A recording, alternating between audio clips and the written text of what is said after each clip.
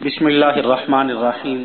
محترم ناظرین، تاریخ مدینہ قدم بقدم کی چوتھی قسط، اسمائے مدینہ طیبہ میں سے 66 نمبر نام مبین الحلال والحرام۔ مدینہ کا ایک نام مبین الحلال والحرام، یعنی ایسا ٹھکانہ جہاں سے حلال و حرام کے بیان کی تفصیلات کی ابتدا ہوئی۔ 67 نمبر نام مجبور، چونکہ اللہ تعالی نے نبی کریم صلی اللہ علیہ وسلم کو مدینہ منورہ میں رہائش کے لیے مجبور کر دیا تھا، یعنی قسمت میں لکھ دیا تھا۔ آپ صلی اللہ علیہ وسلم مکہ مکرمہ جیسے پسندیدہ اور پرعظمت شہر سے ہجرت کر کے مدینہ طیبہ میں رہائش رکھیں گے اور وہاں آپ دفن ہوں گے، اور آپ کی وفات کے بعد آپ کے جسد مبارک کو وہاں مدفون کیا جائے گا۔ اس لیے اس مدینہ طیبہ کو مجبورہ کا نام بھی دیا گیا ہے۔ 68 نمبر نام محبہ، یعنی پرانی کتب سے ماخوذ اسم، اور 59 نمبر نام اس کا محبوبہ، یعنی محبوب، پیارا اور پسندیدہ۔ حدیث مبارکہ میں صحیح بخاری شریف کی حدیث ہے،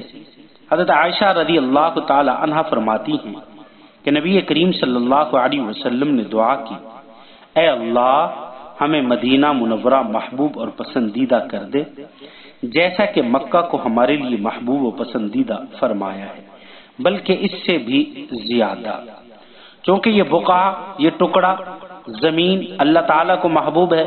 رسول اللہ صلی اللہ علیہ وسلم کو محبوب ہے، اور پوری دنیا اسلام کے مسلمانوں کو محبوب اور دل پسند ہے، اس لیے مدینہ طیبہ کا اسم مشہور ہوا۔ 70 نمبر نام صحبیہ، 70 نمبر نام اس کا محبوبیہ، محبوب اور پسندیدہ ہے، اور 71 نمبر نام اس کا محبورہ، محبورہ کا نام حسین، جمیل اور خوبصورت، اور 72 نمبر نام اس کا محرمہ، یعنی تحریم، عزت و تکریم والا شہر،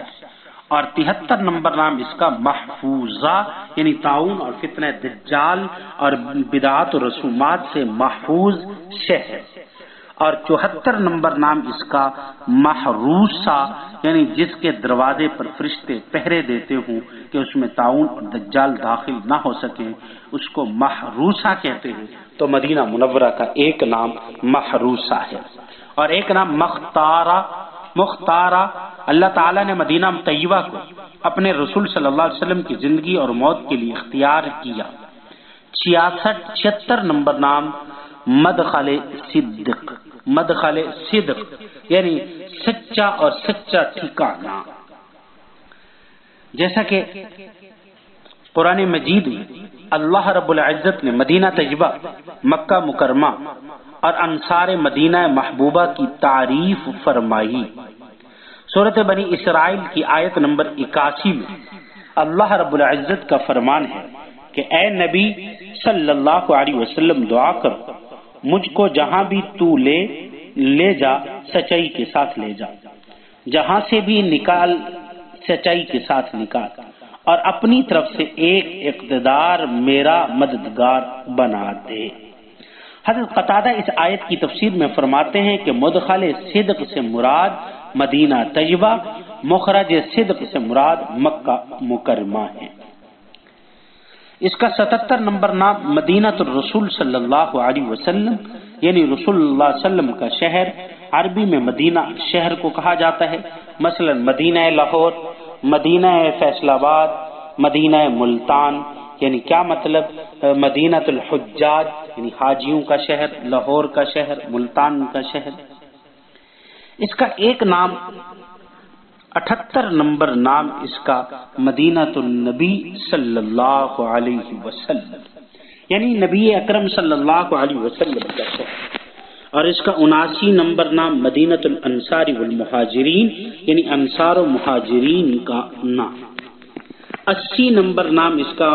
مدینہ منورہ، یعنی نبی کریم صلی اللہ علیہ وسلم کا معروف نام جو سب ناموں سے زیادہ مشہور اور رائج ہے وہ مدینہ منورہ ہے۔ اور اس کا ایک نام مرحومہ ہے، تورات سے منقول ہے کہ یہ مبعوث رحمت للعالمین کا گھر ہے جو سید المرسلین ہوں گے، لہذا اسے رحمت والے نام سے موسوم کیا گیا۔ اور ایک نام اس کا مرزوقہ، کیونکہ اللہ رب العزت نے افضل خلق اور اشرف بشر کو یہاں ٹھہرایا اور اس کو رزق دیا، اس لیے اس جگہ کا نام مرزوقہ بھی رکھا گیا۔ اور ایک نام اس کا مسجد اقصی ہے، یہ بھی مدینہ طیبہ کا ایک نام ہے۔ اور 84 نمبر نام اس کا مسکینہ، یہ بھی تورات میں اس کا ایک نام ذکر کیا گیا ہے۔ حضرت ابو سعید خدری رضی اللہ تعالی عنہ سے روایت ہے، فرماتے ہیں کہ مسکین کو محبوب کہو، کیونکہ میں نے رسول اللہ صلی اللہ علیہ وسلم سے سنا وہ دعا کر رہے تھے، اے اللہ مجھے مسکین زندہ رکھ، میں مسکینی کی حالت میں مروں اور مجھے مسکینوں کے گروہ میں اٹھا۔ حضرت عائشہ صدیقہ رضی اللہ تعالی عنہا نے پوچھا کہ ایسی دعا کیوں کر رہے ہیں؟ آپ صلی اللہ علیہ وسلم نے فرمایا اس لیے کہ مسکین مہاجر مسکین اغنیا سے 500 سال پہلے جنت میں داخل ہوں گے۔ جب نبی رحمت صلی اللہ علیہ وسلم مدینہ منورہ میں مسکینی اور عاجزی سے رہے تو کسی مسلمان کو تکبر و غرور سے اس میں رہنا زیب نہیں دیتا۔ اس کا ایک نام مسلمہ ہے، یعنی تسلیم کرنے والا،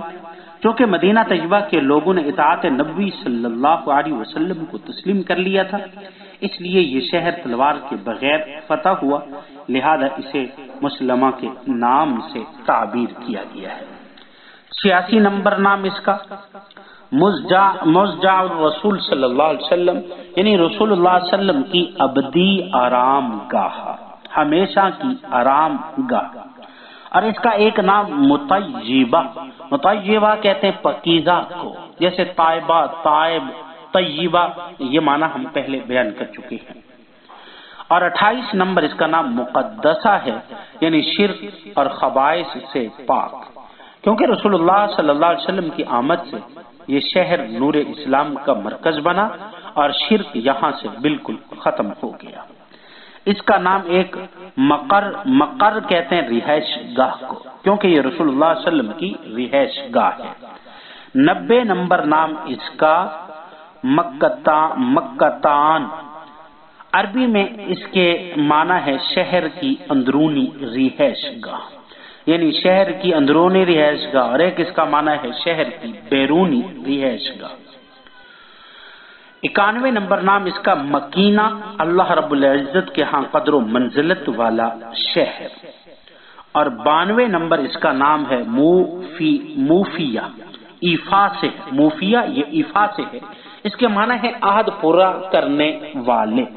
کیونکہ مدینہ منورہ کے باسی انصار نے جو عہد آخری بیت عقبہ میں کیا تھا اس کو جانے نچھاور کر کے پورا کیا تھا، اس لیے موفیہ سے یہ نام موسوم ہوا۔ اس عہد کی تھوڑی سی تفصیل میں آپ کے سامنے رکھتا ہوں۔ ذی الحجہ 13 ہجری کے بعد بعثت اور 53 تاریخ میلاد، یعنی آپ صلی اللہ علیہ وسلم کی پیدائش کے دن سے یہ بیعت عقبہ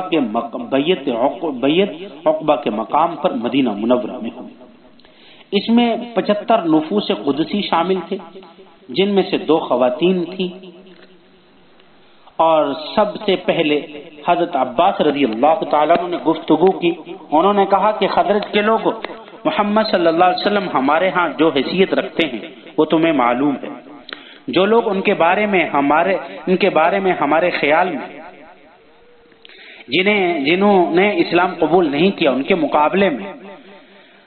یعنی ہاشم اور بنو مطلب نے ان کی حمایت اور حفاظت کی ہے، اس لیے وہ اپنی قوم کے اندر مضبوط حیثیت اور اپنے شہر میں محفوظ مقام رکھتے ہیں، لیکن وہ تمہارے ہاں جانے کے سوا کسی بات پر راضی نہیں ہیں۔ اب اگر تم لوگ سمجھتے ہو کہ تم اس عہد و پیمان کو پورا کرو گے جس کے ساتھ تم انہیں مدعو کر رہے ہو، اور ان کے مخالفین کے مقابلے میں ان کی حفاظت کرو گے، جو تم ذمہ داری اپنے اوپر اٹھا رہے ہو اسے اٹھا لو، لیکن اگر یہاں سے ان کے نکلنے اور تمہارے ساتھ جا ملنے کے بعد تم کسی درجے میں بھی یہ اندیشہ رکھتے ہو کہ تمہیں اس کا ساتھ چھوڑ دینا اور انہیں دشمنوں کے حوالے کر دینا پڑے گا، تو بہتر یہی ہے کہ ابھی سے ان کو چھوڑ دو، کیونکہ وہ اپنی قوم میں مضبوط حیثیت اور اپنے شہر میں محفوظ مقام رکھتے ہیں۔ ہم نے آپ کی بات سن لی، اب یا رسول اللہ صلی اللہ علیہ وسلم آپ ارشاد فرمائیں اور اپنے لیے جو عہد ہم سے لینا چاہیں لے لے۔ اس پر رسول اللہ صلی اللہ علیہ وسلم نے اپنی تقریر میں قرآن مجید پڑھا، اللہ تعالیٰ کی طرف دعوت دی، اسلام کی طرف رغبت دلائی، اور اس کے بعد فرمایا میں تم سے اس بات پر بیعت لیتا ہوں کہ تم میری اسی طرح حمایت و حفاظت کرو جس طرح خود اپنے بال بچوں کی کرتے ہو۔ حضرت برہ نے رسول اللہ صلی اللہ علیہ وسلم کا ہاتھ اپنے ہاتھ میں لے کر عرض کیا، جی ہاں، اس خدا کی قسم جس نے آپ کو حق کے ساتھ بھیجا ہے، ہم آپ کی ہر اس چیز سے حفاظت کریں گے جس سے ہم خود اپنی جان اور اپنے آل اولاد کی حفاظت کرتے ہیں۔ بس یا رسول اللہ صلی اللہ علیہ وسلم ہم سے بیعت لیجیے، ہم جنگ ازما لوگ ہیں، ہم نے اپنے باپ دادا سے اس کو وراثت میں پایا۔ بیچ میں بات کاٹ کر ابو الحیثم تہان نے کہا، یا رسول اللہ صلی اللہ علیہ وسلم، ہمارے اور دوسرے لوگ یعنی یہود کے درمیان حلیفانہ تعلقات ہیں جن کو ہم